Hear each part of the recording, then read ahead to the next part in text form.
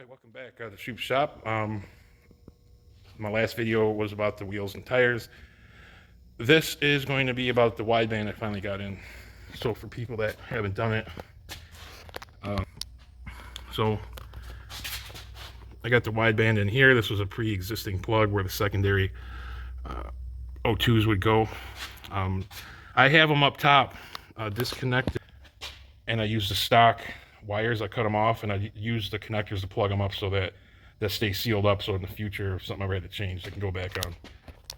So it runs right here. I got it behind all the fuel lines and stuff, and then I zip tied it so it can't come out through here.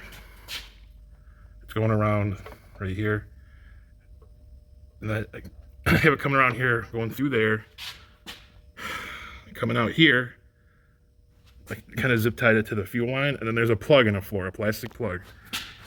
I'm going to fill this hole with sealer, but I just drilled a hole in the plastic only and ran it inside up top. So that helped big time with. I didn't want to drill holes in the car. I don't want to drill any more holes than I need to for rust purposes, even though I don't drive it out in salt or nothing, but it's still okay. With the car back on the ground, this fuse box that's under here is where the cigarette lighter or 12 volt, it's not really a cigarette lighter anymore, but the 12 volt power source is.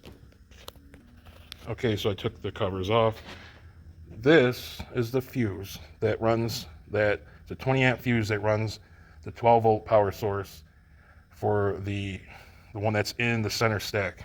Now, of course, this was blown when I was first doing it, so I had to find it. And these are kind of like Chinese trying to figure out what it's talking about, because why they couldn't just have like one of these fuse maps for each car, but they have like asterisks, and you have to figure out if it's for a V or a coupe or a sedan. I mean, it's a pain in the ass.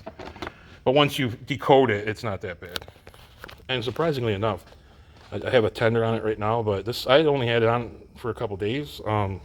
It lasted quite a while, and it never actually died, but I just did that so it was getting down to like an 11 sitting here because it's been sitting for so long doing all this work to it. Okay, so that plastic plug under the carpet is in this area. So it's coming up through here, and it goes right to over here where I pulled the carpet out a little bit. This is where I am not going to have this on display. It's going to be, there's a whole bunch of room in there. I'm just going to stash this in there and run the yellow analog cable out. This one right here. And that's going to go to the HP tuner. So I don't really want the gauge. I'm also going to, I have dash logic. So I can run this signal wire also to the dash logic, and my AFR will actually be on the stock gauge cluster.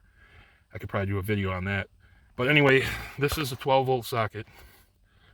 You have to pull the whole this whole center stack out. So there's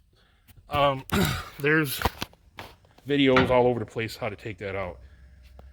Take that out, there's the hot wire on that circuit. It's only hot when the key is on. So you don't have to worry about like it staying on or whatever. So that's where I'm getting my power source.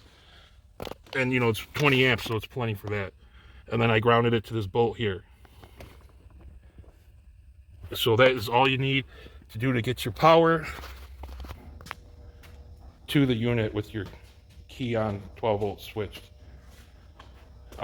It's way better than I think doing anything else, because the cigarette lighter circuit, for sure, I know where it goes. You're not tapping into some wire that's 12 volts when the key's on, but what does it control? So if it's something important and that thing shorts it out, and then the car stops. So I think here, if that fuse blows, worst case scenario, your O2 shuts off and your cigarette lighter don't work. I mean, to me, that's the best 20 amps I would consider high circuit. A high circuit, low priority circuit that you don't have to worry about if it shuts down. So, because it was blown when I've been driving it around, so I didn't even realize that I didn't use that outlet. So that's the best way for the O2. It would have took me a lot less time had I just knew exactly how I was going to route it like that. because I spent a lot of time trying to figure out how exactly I was going to run it and where. That was the best option for me. Draw out the plastic, run it under the carpet to that side, and that's it. So I hope this helps anybody out that's trying to figure out how they want to run it in the car to a switch source. All right, till next time. Later.